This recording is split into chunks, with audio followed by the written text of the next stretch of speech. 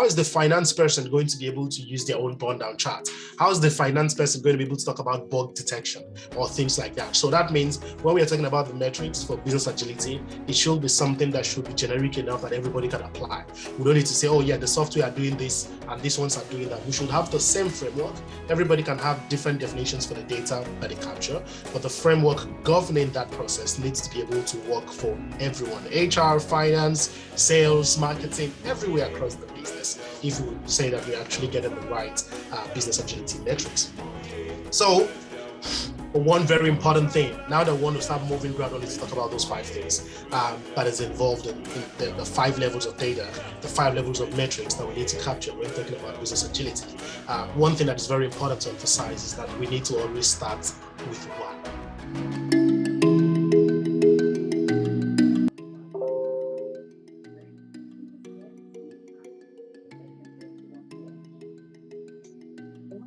Hello? Hello, Dario. Yes, I'm here. Okay. All right. So, my name is Nanya, and I'm filling in for Nadia. I'd like to use this opportunity to welcome everybody. And this is, as you all know, our maiden edition of the Women in Agile Africa. Hopefully, we'll get a lot better in subsequent meetings. So here's a quick rundown on who Oduale is.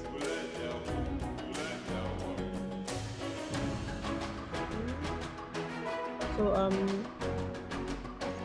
Dari was recently facilitated as a customer experience and agile transformation for 3 different global fortune 500 companies in insurance, energy, and pharmaceutical. And before this, Dari has led strategy and change management with a VC fund and tech hub. Dari's certification as Agile Project Manager, Safe Program Consultant, Agile Coach, Service Designer, Certified Scrum Master, and more, has been key in honing his Agile skills and channeling his expertise across different Agile transformation programs. With over a decade of diversified experience in data and design projects, Dari have delivered MVP results with the different companies he has worked with. Some of these results include growing user base to over 12 million, conceptualizing and securing a £5 million project and delivering projects with some of the investments in excess of £100 million. Wow. Okay. Okay. Anyways, Harry, I would like for you to, carry on from here. All right. So thank you very much. Okay, you can see my screen all right. Just a minute. Okay, better this way.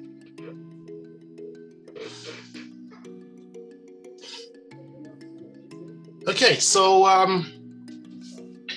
good morning, everybody. I'm happy to share with us something I've been tinkering on and sharing, for a while, which is around business agility metrics. And as the introduction has said, I'm going to repeat all the things that has been said there. My name is Oduale, and I'm an Agile coach. I work with a leading change management organization in the UK at the moment, and currently I'm consultant with a luxury auto manufacturer.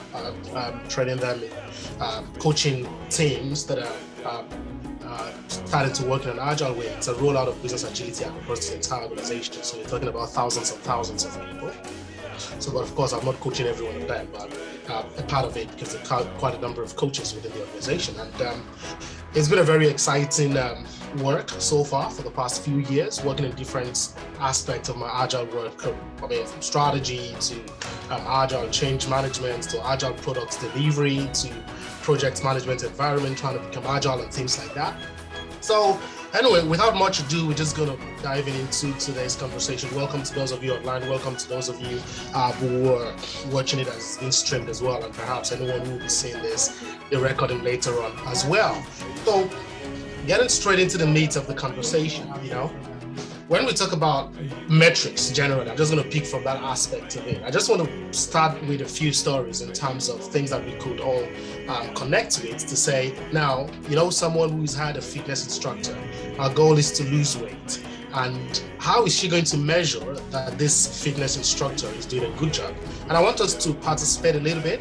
So I would appreciate some response in the chat as well. So how do you think someone whose goal is to lose weight, who's hired a fitness instructor, how is she going to measure if that fitness instructor is doing a good job? Let's see, get a few response before we move on as well. So now the fitness instructor is getting her to gym, 4 times a week, getting her to work out at least minimum of 1 hour for each session, stretching beyond the limits and things like that. But then how would she be able to know that, oh, this guy is doing a good job, or this fitness instructor, whether a guy or a lady, is doing a good job? For visible results, losing pounds in her body. These are some of the response that is coming. So interesting feedback. Now we're going to move on to like the next story as well too. Now you've got a private tutor for your kid at home, and the private tutor is doing a good job teaching her, with the subject that they need to learn and things like that. But then how would you also be able to measure that this person is doing a good job? Someone's response is higher marks at school. Fantastic. As well, the other one now is C. Ronaldo. Many of us know him, whether you're a football fan or not. The club has spent a lot of money to get him over. How would you be able to measure that the money we spent on C. Ronaldo is justified? How would we be able to measure that he's doing a good job? Someone said scoring goals. Is there any response on that? Is the number of goals scored? There are so many metrics that will be captured on someone like this, for instance. Definitely you'll be capturing how many minutes he's playing.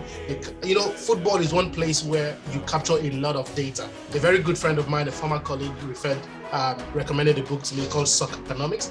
And even though I'm not so much of a football fan, because I'm a lot of a data person, so reading about soccer and how much data is being captured is quite exciting. And sometimes when you watch a football match, you see a lot of video telling you, oh, this person has been playing for 7,000 minutes, this person has scored 700 goals, blah, blah, blah, and things like that. So a lot of metrics, how many minutes is played, how many passes completed, how many goals, how many assists. So you capture a lot of data points. But what is the ultimate metric that you're looking for in this person? Someone says, yes, scoring goals, Someone else will look at that will probably say, well, how many matches did they win? Because you can score goals and you're still not winning the matches. Is that still justified, kind of thing? So these are some of the questions I just want us to put at the back of our minds as we go through the conversation today, talking about metrics within business agility. So the first thing is, when you hear business agility, what comes to your mind?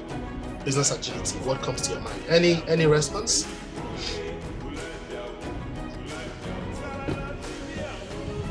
What comes to mind when you think of business agility? Flexibility, good.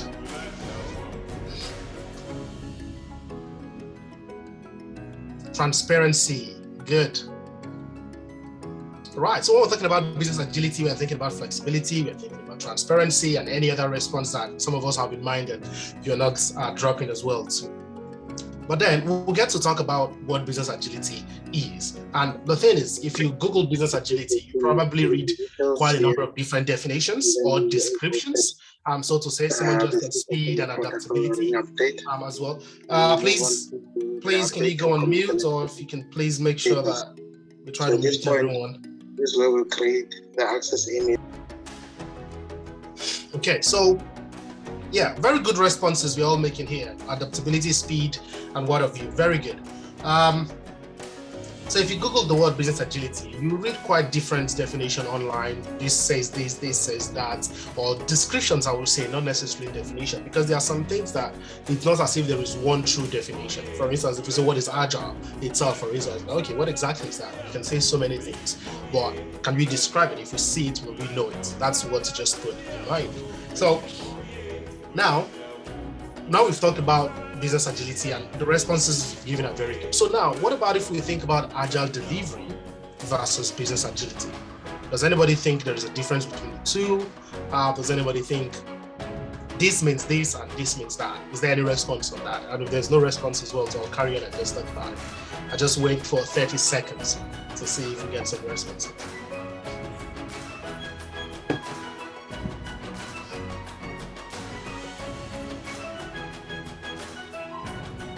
So while I'm waiting for that, or maybe I'm no longer waiting, I don't know yet. The interesting thing about some of all this conversation really is that we see terminologies that are similar, we use them a lot, we use them interchangeably and all that. We say, oh, this organization is agile, this organization is agile, but what exactly does it mean to say that the organization is agile? Let me take it back. Let me step back a bit, because I know some people are joining the session that, they are just joining all the sessions to be able to even learn about it, so they don't really know broadly what it's all about yet. So a bit of a backtrack is that some 20 years ago, a group of software engineers and people working on software projects gathered together, and they were having a conversation talking about the fact that, hey, we need to look for a better way to manage software projects, because how it's being done right now, it's just not working.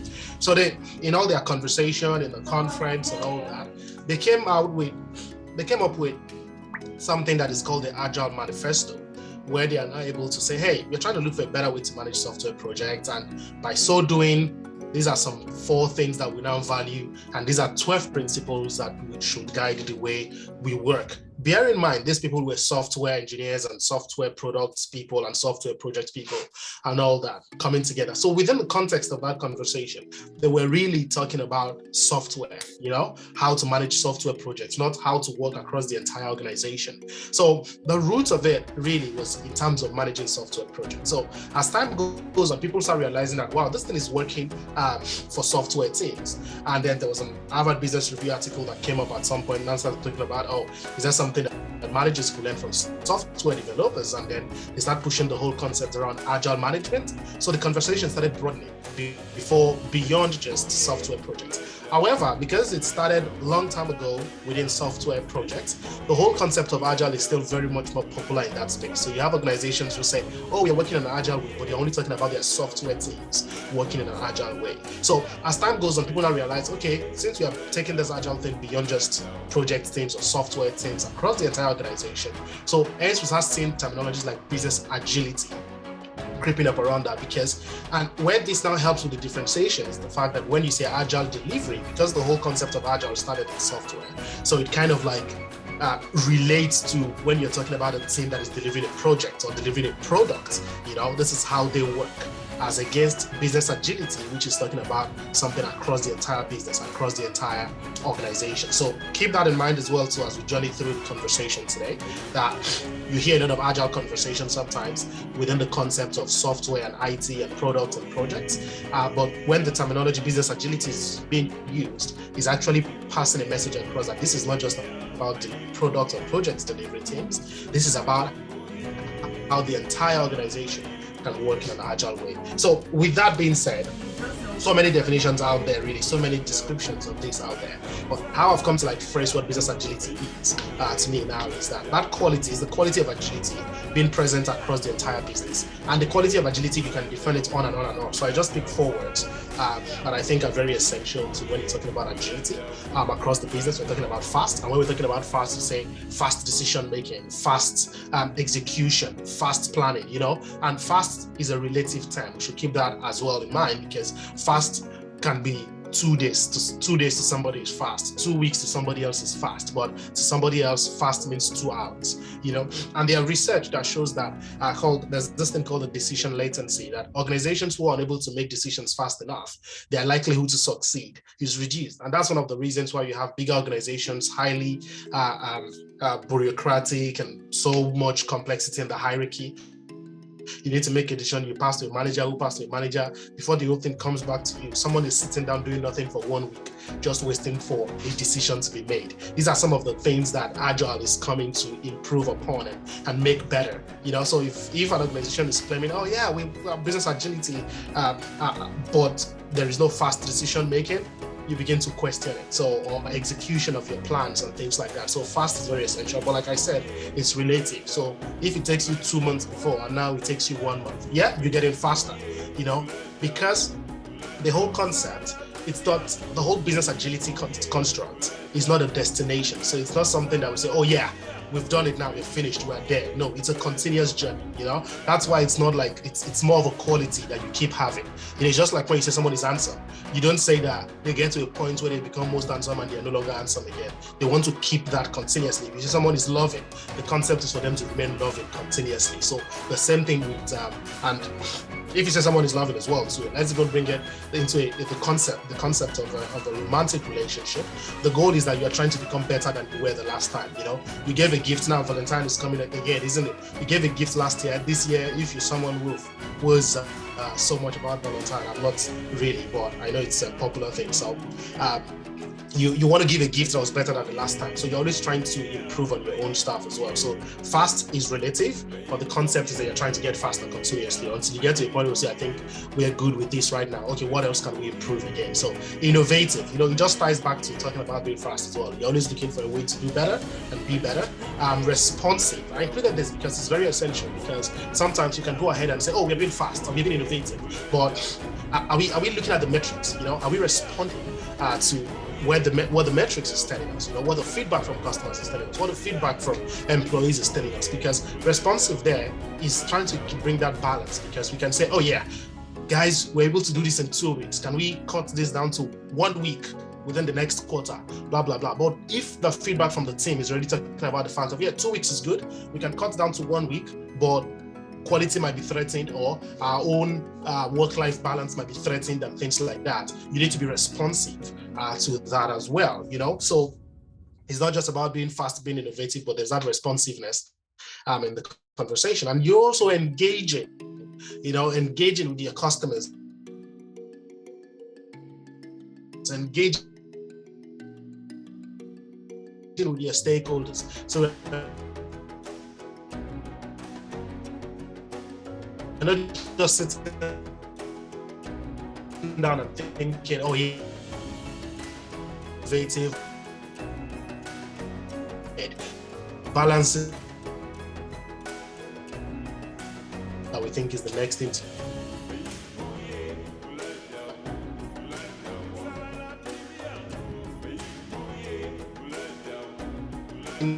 pretty much like this. Are you tracking the metric you're capturing? Is it so much about your velocity? Like, oh, team, and if you look at it, velocity, a lot of time people think velocity is all about, well, it's all about the speed and how fast things is being done. It's pretty much emphasizing the place of consistency. Because the idea of velocity is like, okay, this is how much stories or story points, you know, we're able to complete from sprint to sprint. So are we trying to find that balance, the team's velocity, and trying to stay with it, and maybe of course improve on it over time? But the goal of velocity is not to punch ourselves to just keep going faster and faster, like I said, because fast is relative. It's relative, you know. So is it velocity that you're capturing and you think, oh yeah, our team is doing well, they're delivering stuff very fast? Or is it the quality of the outcome, like the bugs, we are beginning to identify bugs early enough in our delivery and things like that, or we're identifying errors or obstacles or challenges early enough in our work? Or is it the popular agile maturity surveys? You know, we have a lot of metrics, many organizations have this, you know, you have different questions that you ask across an organization, and then you plot the graph, and then you look at it and say, oh yeah, we're now at 0.5 or we're now at 0.4, you know?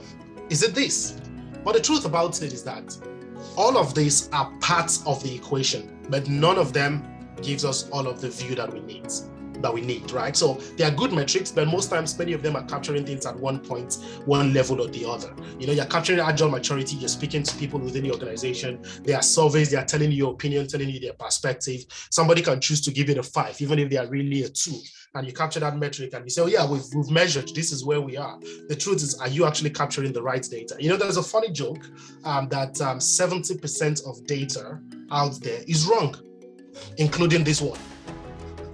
So the idea there is someone just came up with the fact that, 70% of data out there is wrong. But at the same time, the person is saying, even this data that 70% is wrong by itself. Because we know that a lot of data is wrong. We don't know if it's 70% or 80% or 60% or something. It's because a lot of time, metrics are based on, metrics being captured or data being captured that are wrong are based on people's opinion, which might not be very correct. If you're talking about design and design research and things like that, one very important concept within engaging your customers is don't just listen to what they say, observe what they do. And a lot of data that we capture sometimes is based on what people say. And what that person has said might not have been the correct thing, because they might say something and go ahead and do something else. An example of that was when Twitter moved from 140 characters to 280 characters. A lot of people were saying, oh no, that is just going to break the whole thing. The fact that it's 140 is what makes it good and all that. But Twitter making that decision has probably observed users and realized that maybe a lot of people are always battling with fixing things into 140 characters, and they're ending up having to just do a 2-tweet thread, and they realize, well, if you just make it 280, people will be more engaging with this. They've not just observed what people are saying, they're observing what people are doing. Yeah, so a lot of data could be right. And at the same time, like we've said here, that many of those metrics we've just said, many of these are capturing things as 1 or 2 levels out of 5. But I'm sure that the question in our head right now is, hey, then what are the 5 levels of capturing data that we should be paying attention to? So, but before we talk about those 5 levels, I just want to remind us again that some of those metrics are also showed as well too. They're pretty much more biased to agile delivery, but the conversation is talking about business agility. It's not just delivery, because delivery is looking at projects and products and software and things like that.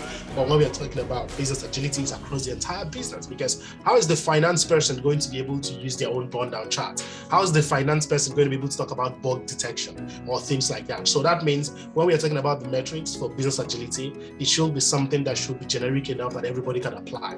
We don't need to say, oh yeah, the software are doing this and these ones are doing that. We should have the same framework. Everybody can have different definitions for the data that they capture, but the framework governing that process needs to be able to work for everyone. HR, finance, sales, marketing, everywhere across the business, if we would say that we're actually getting the right business agility metrics. So one very important thing, now that we want to start moving gradually to talk about those 5 things that is involved in the 5 levels of data, the 5 levels of metrics that we need to capture when talking about business agility. One thing that is very important to emphasize is that we need to always start with why. We need to always start with why. That's one thing that a lot of time we just forget to do when trying to measure things. And this is not just even about business agility. This is even so much about our lives, By the time I spent some days on my own personal retreat towards the end of last year to just say, how do I want 2022 to look like? I try to make sure that when setting my goals for everything for the year, I make sure that they are measurable. Or going to achieve 100 people for this, 100 hours for this, 100 minutes for this, and things like that. Because I need to be able to measure them. I need to be able to track them. I need to be able to say at the end of the year, to say, okay, does this match? Did that match? But at the end of the day, I haven't looked at all those things. I need to step back again and ask myself that question. Why? Why am I trying to measure all these things? Why am I trying to set all those goals? There needs to be an ultimate why that everything is connected to. So it's not just haphazard, this metric here, that metric here, this metric here, that metric here. So 5, 6, 7, 10 disjointed metrics that we don't even know what it's really telling us. A problem sometimes with metrics is that sometimes we'll call something metrics, but they are pretty much just data, but there is no insight. And that's one thing that is very essential. Like, you don't just give me data without telling me the real insight between it. Like, this is what. The next question is, so what? Like, why is this data you're talking about? Why is it important? Why does it matter? And everything, what makes anything and everything matter is that we need to tie it back to our ultimate why. So if you are running a transformation program in your organization, we're trying to roll out business agility across the organization. The question is, why did we start that in the first place? Why did we bring that consultancy to come help us? There needs to be a simple why that everybody, which is the rallying cry, just like we said at the beginning of the conversation, that lady hired a fitness instructor, not just because she liked the smell of the gym, not just because she wants to go to the gym, every day. It's because she wants to lose weight. So if she's measuring anything, this guy is good, he stretches me, he does that. If she's doing everything and the real ultimate goal of losing weight is not happening, then that guy is not good, because he's probably recommending the wrong things for her to do, If you get the private tutor for your kid, who is teaching that child every day. The child is beginning to study more than they used to study before, and you can see a difference in the performance of that child. Then we begin to ask questions here to say, okay, what is wrong? Is this tutor not doing a good job, or what's happening here? And like the football star we talked about as well, if he's playing all the matches and scoring all the goals and playing a lot of minutes and completing a lot of passes, but there is no way, we understand that we can say that, well, he's a good player, but maybe he's in the wrong team. Then we begin to ask ourselves that question as well. So what else do we need to fix? Because the ultimate goal is that we win the matches. So the idea is, if you're capturing the wrong metric, you might keep saying, oh yeah, we're doing a good job, but we might be doing a good job. But if we tie it back to the why, we might realize that there is still a long way to go, or there is still a way for us to be better at this. So always start with why. Why did we start this? What is the ultimate purpose? What is the North Star? And we cannot say that, oh yeah, for this. And one thing sometimes that a lot of organizations just get to mess up with this thing is that we now begin to have like why for different people. And like, yeah, we are doing this transformation because we want these people to be like this. We want we want HR to achieve this. We want finance to achieve this. We want software teams to achieve this. We want the production team to achieve this. We want customer service to achieve this and things like that. What we're doing with that is that we are no longer like a team as a whole. We are no longer an organization as a whole. It's like each of them are just different organizations. There needs to be a rallying cry. There needs to be a why that connects everybody together. There needs to be a why that finance is going to help HR when they need to. Customer service is going to stretch themselves to help sales if they need to. Because all those people can be achieving their goals, but the ultimate organization's purpose for this might still not be achieved. So then we begin to ask ourselves, marketing, you're doing a fantastic job, but we are not hitting our goals. Sales, you're doing a great job, but we're not hitting our goals. So what's happening? That might be because sales is bringing in new business continuously, and your account team or your customer service team are not doing a good job to retain them. So everything is breaking down. And we cannot say that we've done a good job in one part if everything is not giving us a good result at the end of the day. So that's why it's very important to tie everything back to the why. And if you're talking about business agility, which is supposed to be across the entire organization, that why needs to be a rallying cry for everybody. So if you're working on an environment and you're not even clear why you are there to start with, it's important to you to go investigate that. And it's so funny, sometimes we have a lot of performance appraisals for individuals. And this is a quick detour away from even business agility conversation right now. People set up performance appraisals and things like that. And none of those things connect to the mission of the organization. Then we're asking ourselves, what exactly are we measuring? Are we just doing this performance appraisal because every other person is doing it? As a matter of fact, there are data out there that talks about the fact that a lot of organizations are realizing that they're just spending money on it, but they're not getting value from it. And performance appraisals can be so straining, People spend 1 month, 2 months just capturing data that does not tie to business performance in any way, So all those things are a waste of time if it does not connect back to why the organization is existing. So no matter what that person is doing, even the cleaner in the company, how does what she's doing ties back to the overall and the beauty when we communicate a why broadly to everybody is that everybody feels part of something bigger. Everybody sees their contribution beyond what their immediate team is doing. They see that bigger picture that affects the entire organization. So it's very, very important to emphasize the why and continuously emphasize the why, because what people forget. So people forget. It's very important to keep emphasizing this thing. So one of the ways that people are already capturing these and making sure that all of their metrics feed back to their whys. This is a very popular thing. It's been around for so many years. If you've heard or read the book called Measure What Matters by George-Igbafe, so he's worked with his boss in Intel, where they kind of like started the whole concept of the OKRs. Evolving over what Peter Drucker said on MBO's management by objectives, and OKRs is something that John Doerr, who wrote that book, has really helped roll out with a lot of big tech organizations as well, and Google and the rest of them. And they see how tracking their metrics this way, tracking their performance, team and individual and organization performance this way is really exciting. And one of the things that the OKRs does, like you've said, is the objectives and key results. And the goal is you have one objective, and you have between 3 to 5 key results. Those results are metrics that you are capturing that is telling you if you are indeed achieving this object, if you are indeed on your way to achieving this objective or not. So the objective is the goal. The key results are the key metrics that you're tracking in line with ensuring that we achieve that objective. So if those key metrics, if those key results are giving us the right number that we want. For instance, let's go back to that example of the person who wants to lose weight as well, who says, oh, my objective is to lose 10 pounds in the next 6 months, or 5 kg in the next 6 months, for instance. Then the key results area for her, for instance, is going to be things like, I go to the gym 4 to 5 times a week, exercise, how many hours for each of those routine. My nutrition is XYZ. But one thing that is very important when working with the OKRs, really, I think there's one of the other sessions we're going to do some deep dive on OKRs. And the key result is that it needs to be something that is measurable. And when you're saying something measurable, a lot of times just keep it as easy as possible with numbers, 5 times a week, 2 hours per session, my nutrition, maybe I only eat 1,500 calories a day. Well, good luck with tracking all the calories you eat, because that's one of the very difficult things to do, isn't it? So you could have things like that, but also very important is anything we call as your key results. There needs to be things that you can easily track. You shouldn't be very complex in trying to track those things. That's why the sidebar about tracking calories.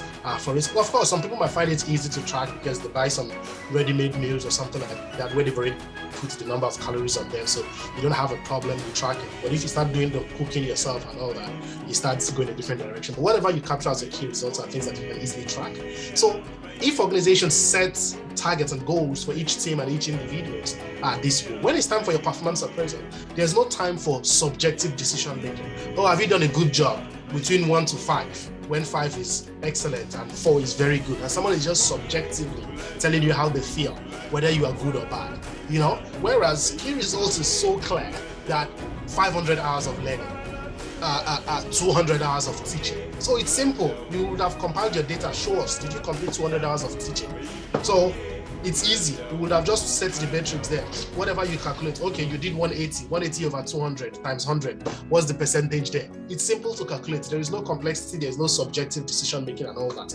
However, this is not where I'm going with my conversation today. This is still on the way, because the thing about OKRs is it emphasizes the fact of a bit of a hierarchical thing, which is we have an overall objective at the top. The CEO has his own key results. Then everybody's objective is tying into that. So as you begin to go down, you realize that a lot of objectives are different and a lot of key results are different and all that, which I'm not nullifying how good the OKRs are, but I'm trying to lead us to talk about something today that you can add on top of this to make your OKRs, you add this fence around this to make your OKRs even easier to track, such that you make sure that you're not just, I said earlier, if you remember, that you have 5 areas of data that we are tracking. So we don't want a situation where you have an OKRs and you're just tracking 1 or 2 areas over, And some of us would have had some conversations around outputs and outcomes. Well, I'm already dropping it bit by bit in terms of those 5 things, areas of data that we'll be talking about. So the goal here now is to say, as good as OKRs are, we need to now layer it into something that gives us that framework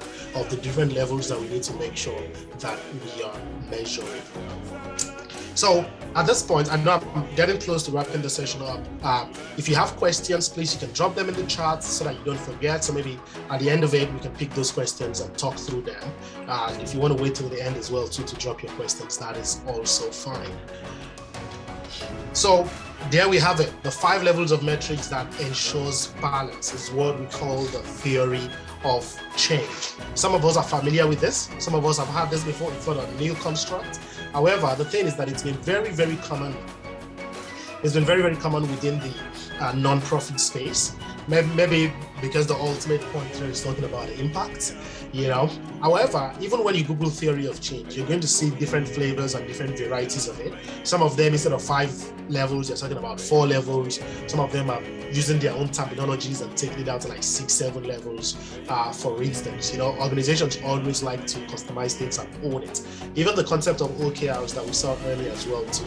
Some organizations take that, own it, and give it their own name of whatever it is. But the beautiful thing is, whatever name you call something, as much as possible, don't go away from the value that you need to get from that stuff. So on the concept of the theory of change. I love it so much because, like I said, there are different flavors of it, but I love this particular 5 points because even without anybody trying to define what these things are to you, simple English words, you understand what inputs are, things that you need to take, the resources that you need to take into the process. Activities, you know what they are. These are the things that you are doing. This is your processes, how you are working. And then output is clear there to talk about your deliverables. The HR person, you're working on employing 50 people and all that, and you've employed 50 people and you've placed them. That is your output. Yeah. So now your outcome is emphasizing the place of the value of the output. So now you did 50 people. What was the goal of that 50 people? Was it because we needed to increase our revenue or something? So if it's increasing revenue, then have we gotten that increase in revenue? If it's because we are trying to reduce stress on our people because they've been overstretched before, are we finding a way to track that our people now are not being overstretched and all that? So that's it. And the funny thing is, as clear as output and outcome are, a lot of people still call outcomes output and output outcome. It's just sometimes, but if you look at those words clearly, it's like output, you create that output. You create something, you put it out. Yeah, and the outcome is the feedback that comes to you. It comes to you as a result of what you've put out. So you put out something and you get the outcome for it, So you go to attend an interview, your output is what you've talked about, The outcome is the feedback that you get in return. So it's very essential to be able to look at it in that way, because the funny thing is that a lot of time people just stop measuring things at output level. Oh, HR, we've employed you to hire 50 new people, and you've hired 50 new people. You've done a great job. Thank you very much. But are we going to wait 3 months to check how many of those 50 people will still be here? Are we going to wait 3 months to check how many of those 50 people are doing a good job? What if all those 50 people that was hired within a record time comes in and start breaking the entire organization? So that's why it's very essential that we go beyond just the output to measure the outcome as well. And the ultimate thing here, while we are doing everything, is the impact. The impact is that level that we're talking about, our why, because your why is the impact you're trying to make. And the funny thing is that there's an IC Agile course called Business Agility. I've done some training of that in the past. The Business Agility Foundation. Because a lot of time people comes in, I've been doing Agile for the last 5 years, the last 10 years, and all those things. But many of them have worked in Agile delivery space. They've worked with software teams and products and projects and things like that. And then those people just think, whatever we've done with the software, it's going to copy it in our head and come and paste it when we start talking about business agility. And then when they realize that there are different nuances from software delivery, they start trying to just force-feed everything to work together the same way with the software delivery and trying to use the same metrics again that does not work and things like that, and just breaks a lot of things, because it's beyond just that. Because when you're doing Agile delivery, you are not so concerned about the ultimate mission of the organization. You are just more consumed about this team delivering faster and making more money and things like that.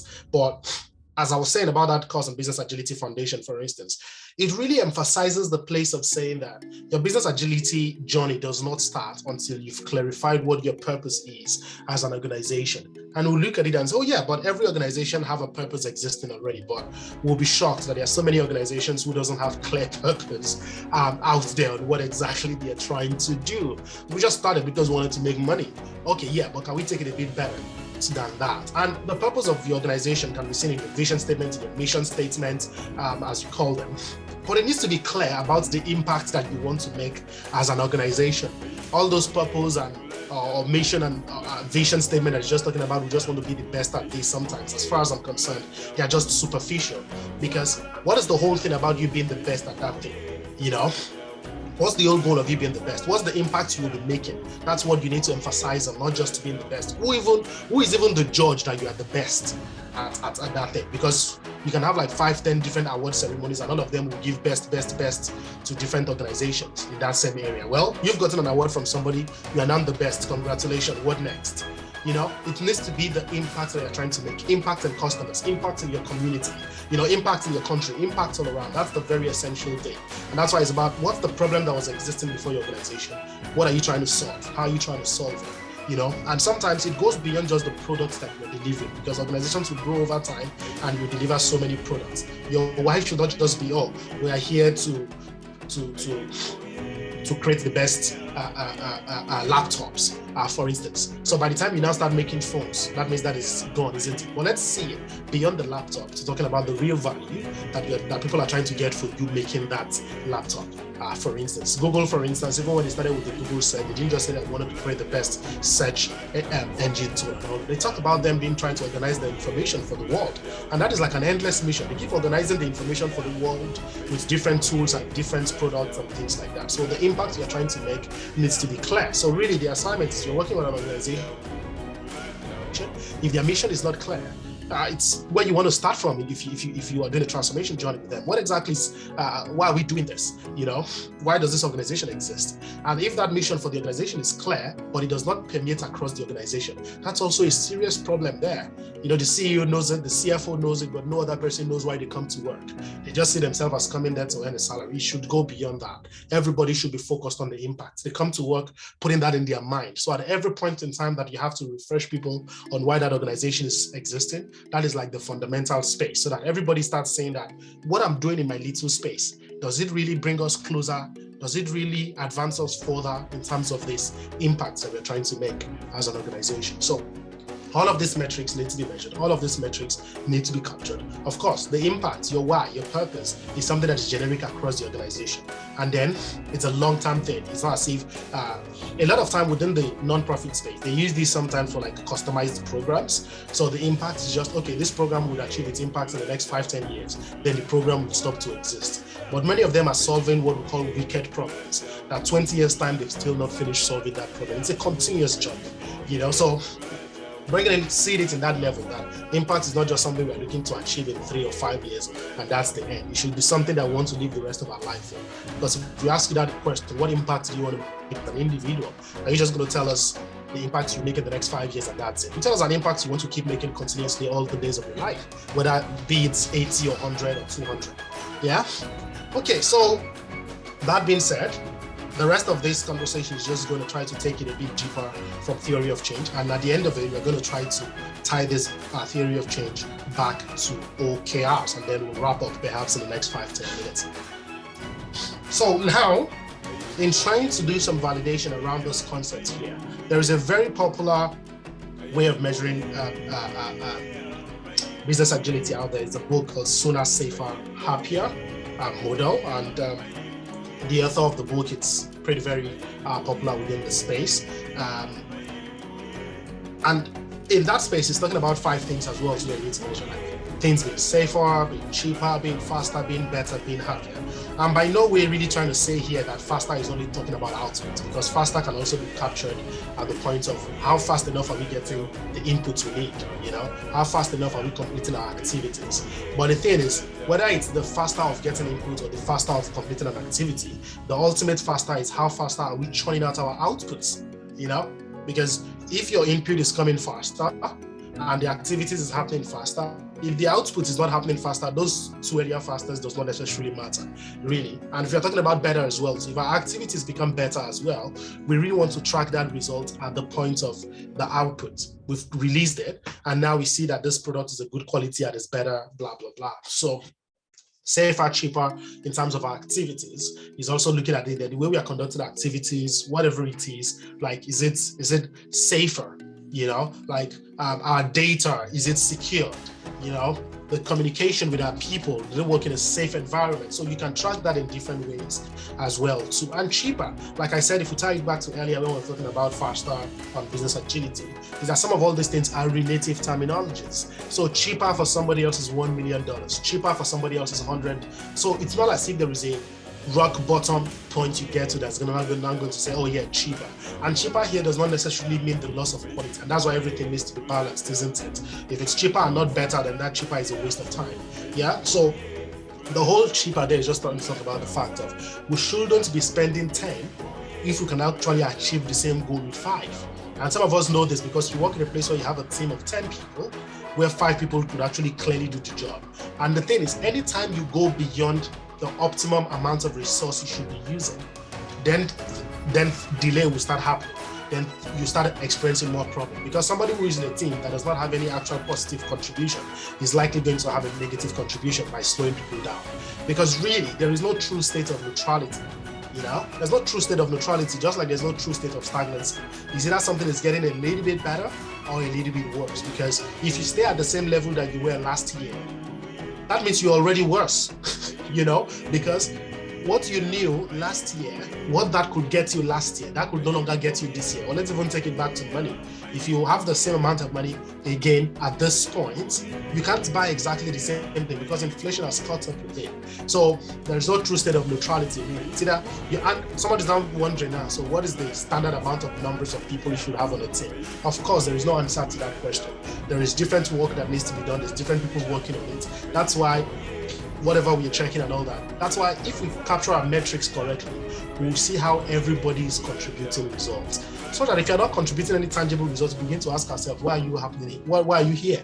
And that's why the whole business agility thing, as it begins to roll out from company to company, people start realizing that they have a lot of middle managers that were not adding any value, because their process was just get information from this person, pass it on to this person. Like, take him out and let the information flows directly, because that person at the middle who is just taking information and passing it on, that person is even diluting that information. There are some content on YouTube, if you Google it, in terms of how information could derail.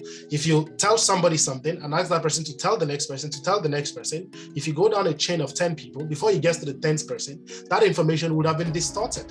You see? So that's just telling us that if we have too many people than we need, we end up causing ourselves trouble. And on the point of outcome is emphasizing happier employees, happier customers, So everybody's happier. And what makes the employees happier? They see that they are contributing real value and they are not overworking themselves. And the goal is everything ties back to our impact. What exactly are we trying to achieve? What exactly is our impact at the end of the day? So, and this is just some of the things I've already talked about already. Your input is like your resources, being the people, the tools that you use. If you use too many technology tools as well too, it's going to slow things down. Use the optimum amount. How did you get that? Also by conversation as well too, by getting feedback. We think more people are complaining about these tools than people that are enjoying working with it. How can we replace it? How can we stop it? That's why it's a continuous journey. We're not going to say we've gotten all the standard list of tools that we need to work with and that's just going to be it. We keep fine-tuning. And that's why retrospective is a very key activity in any agile journey. And your practices, the events you do, the artifacts that you create and things like that. And some people begin to wonder, is the artifact not exactly the output? Your artifact is sometimes talking about the different documentations that you're creating, but your documentation is not the real product that we want to send to the customer. So the real product that is going out there is the products that you release, not just the documentation that you show us. Your documentation still falls on the activities that you're doing. So let's not, and sometimes we get looking at that, we start counting all the documentations as outputs that we've created, but what's the final product that needs to go out as our real output? Of course, sometimes you work in an environment where your real output don't go out until 6 months time or 1 year time and things like that, but you need to be able to make sure that your metrics bear that in mind and align accordingly, and your outcome, the positivity of your people, the performance of the business, the profits that we make, and all that. And as we've said over and over, that the impact is emphasizing the purpose. So this slide is just trying to give us a few examples, because how do we measure some of all these things? The number of full-time employees that you have within a place, the vacant roles that you have, you're keeping track of that to make sure that we are not working with, as much as we don't want to work with too many people, we also don't want to work with too less people on a particular engagement, because people get stretched. So what are the activities? What are you measuring? What's the size of your team? If the size of your team is already too large, more than recommendation, you are not aligning correctly, isn't it? And as you can see, some of the things we've talked about earlier, your burn down charts, your velocity, they are not useless metrics, but many of them are capturing things at your activity level. It's just telling us if you're doing your activity well or not, but if you've done a good job with your activities, with your processes, what about the other things we need to check? That the output, are you actually releasing the product out there? Because there could be a team working in Scrum and they do all their Scrum daily stand-up and retrospective and everything, but the product is still not coming out on time.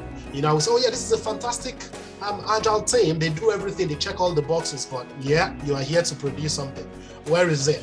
That becomes like a theater. It becomes like just activity without productivity.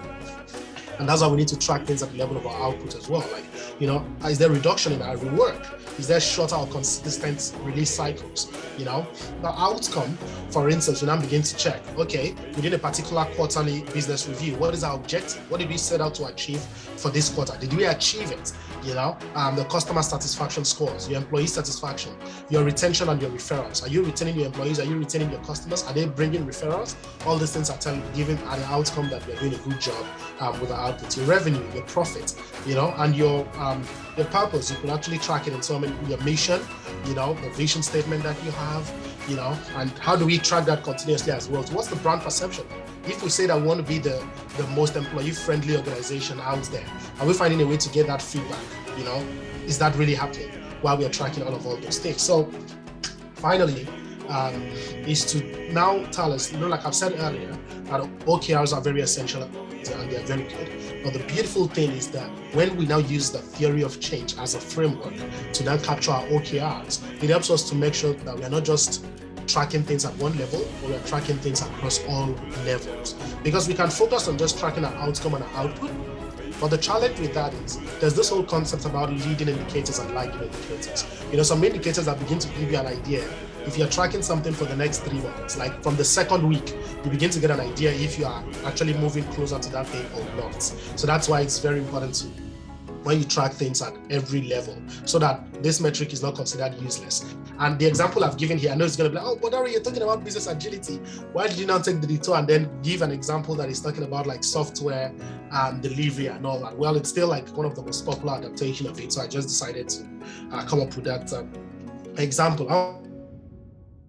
We can look at that and take that even to like an HR level, for instance, and then say what's the outcome that HR is trying to track and what's the output you should be checking, the activities on and the input as well. One thing to also bear in mind is that OKRs are not things that you just give one OKR, because some people are looking at it and say, okay, when you've not achieved this, what next? OKRs are different from KPIs, because your KPIs are talking about like, oh, these 10 metrics are the things we need to be capturing concerning you continuously. But OKRs is more time focused, which is telling us that for this quarter, and most times OKRs are more applicable on a quarterly basis because, planning for a whole year is just too long a time to determine what's going to happen. So on a quarterly basis, we're able to say that this is the objective we are trying to make as an organization, and these are the key results area that we need to track. And that same way can then get cascaded down across different teams and different stuff. But one of the things I believe that is very essential is that at that outcome level, it's very important if we have like a few set of outcomes that everybody is feeding into. So instead of everybody getting to have their own objective different from others, we have a few set of objectives that everybody keys into. So that way we see that we're all working towards a bigger picture beyond me just making sure that I capture all the bugs early enough and our products are released early enough. Our products could be released early enough, and if marketing has not released their campaign early enough, that early release is a waste of time. So that's why I think it's very important that the outcome should be something that is a rallying cry for everybody as well within that quarter, beyond just individual teams just focused on their own objectives. So then the key result can now go ahead to be spread from teams to teams, but different teams can see that they are all tying back together into similar outcomes. That does not mean the outcome or objective needs to just be one thing, but like I said, it can just be a few things. The objective for that quarter might be we want to increase customer satisfaction, we want to increase employee engagement, and it could be so clear that we want to increase our profit. And at that point, it's not a bad thing to increase your profit, So if we realize that we have some ambitious project for the next quarter, we need more money to be able to do that as well. So this quarter might be we need to be able to increase our profit or increase our revenue or increase our customer retention. So all those objectives are also based on the concept of responsiveness. You don't just think this is what we'll focus on this quarter. It's based on where are we going, where do we think we are, what do we think is crucial for us, so we can set an objective that everybody can feed into. So the example here is talking about like if we have an objective that is cutting across like a good aspect of the business, that we want to increase customer satisfaction by 50%. The people within the quality assurance team like have different key results at an output level to say we're going to reduce post-production bug fixes by 80%. But for activity, we want to make sure that we automate 50% of all our functional tests. And for the input, we want to make sure that we complete all the training for automated testing. If you ignore the inputs and just measure activities and outputs, people might be struggling to hit the target of the activities if there are some essential inputs that they've not achieved as well. So this is my recommendation around measuring your business agility is to make sure that you have your theory of change as the framework and you have OKRs. It's important to learn more about OKRs as well so that you can set those goals correctly. Are being tracked and measured across all the different levels. And as we said, that impact is a longer term thing. So it's not something that we are changing every year or every quarter or something. But we make sure that every objective that we're measuring at every point is feeding into our impact. So that is it. But to now wrap this up now, it's telling us that many metrics that we try to do sometimes out there, we are trying to measure everything at once. Oh, is this business releasing products? Is this business getting customers? Is this business doing this? You cannot do everything at once. It's like expecting a waterfall growth in an agile experiment. It's the journey of agility is an agile one. So you should only be focused on what are we trying to improve this point? What are we planning to improve next quarter? What are we planning to improve next quarter? So don't try to improve everything at once. That's why people just keep getting frustrated that this thing is not working. Yes, the whole concept of what agile is maximizing the amount of work not done per time. So let's remember that agile principle. And when we are measuring our agile maturity, not try to just measure everything at once, because nobody is going to get to that state where we are now excellent in all the areas at some point, except if they're lying to themselves. Because even though you were excellent at this area 6 months ago, some of the people in that area have left. You've employed new people. That thing could drop again. So what's now the journey in us trying to say we're trying to get a 5-point-star agile maturity organization? So let's just keep iterating on the metrics that we are capturing, hence using OKRs that changes on a quarterly basis, but using the theory of change as a framework to make sure that we are tracking everything at every level and make sure that everything we are tracking fits back to our ultimate impact.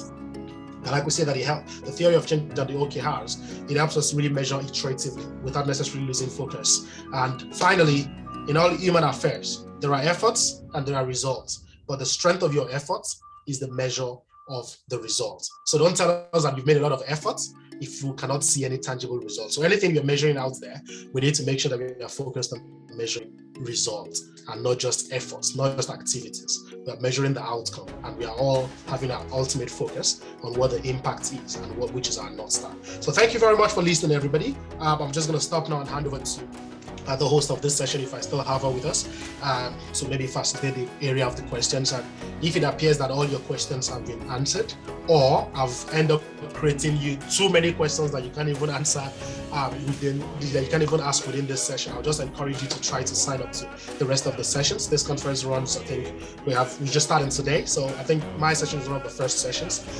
Then we're having more sessions for the rest of today and tomorrow. So try to check out, go to the website, check other sessions that we have. Like I said, there's a session that is talking about OKRs. There's another one talking about outcomes over output. So some of those guys are able to go take some more depth on some of the concepts that has been mentioned in today's session. And of course, even ultimate things that in any agile journey, even for you as an individual, is continuous improvement. And how do you continuously improve yourself as an individual?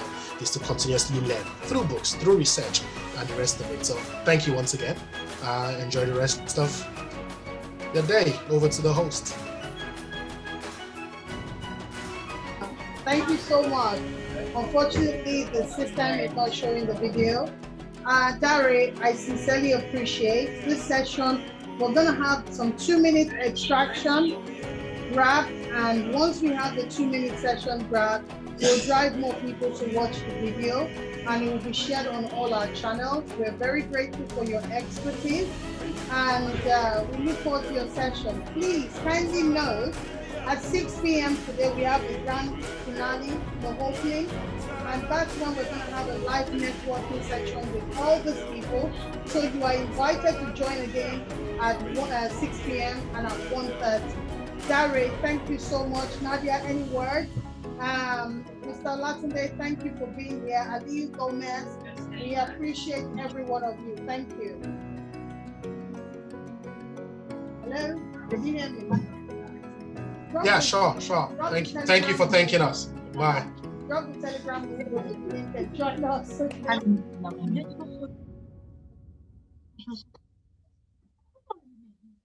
Pero ai, Teresa, comme ça, quand c'est... Yes. How How is the finance person going to be able to use their own burn down chart? How is the finance person going to be able to talk about bug detection or things like that? So that means when we are talking about the metrics for business agility, it should be something that should be generic enough that everybody can apply. We don't need to say, oh yeah, the software are doing this and these ones are doing that. We should have the same framework. Everybody can have different definitions for the data that they capture, but the framework governing that process needs to be able to work for everyone. HR, finance, sales, marketing, everywhere across the business, if we say that we're actually getting the right business agility metrics. So one very important thing, now that we want to start moving gradually to talk about those 5 things that is involved in the 5 levels of data, the 5 levels of metrics that we need to capture when talking about business agility. One thing that is very important to emphasize is that we need to always start with why.